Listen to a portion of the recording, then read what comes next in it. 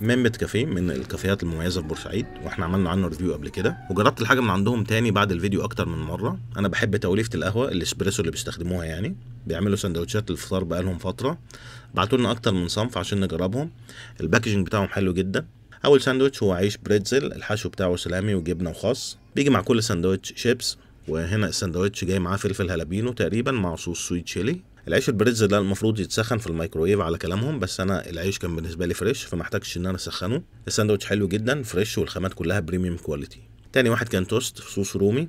التوست ممكن تطلبه اما قطعه واحده زي دي، قطعه واحده مقسومه اتنين مثلثين، او تطلب قطعتين. برضه بيجي معاه شيبس ونوع صوص مختلف وزيتون شرايح. وده توست ميكس تشيز مع صوص بيك تيستي اعتقد وزيتون.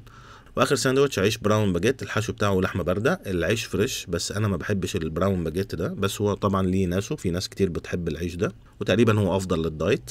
بس كل الخامات، كل الكولد كاتس والجبن والصوصات كلها حلوه جدا. وفي مشروبين، اول واحد ميلك شيك بيستاشيو مانجا، المانجا اللي مستخدمينها فريش، انا عجبني اول ميكس ده. واخر حاجه تيراميسو لاتيه اللي طالع ترند الفتره الاخيره. هو عباره عن ايس لاتيه بيتحط عليه قطعه تيراميسو، مشروب حلو ومنعش وفي كميه قهوه محترمه. بس دي كانت تجربه انواع الفطار من عند ميمت كافيه. سلام.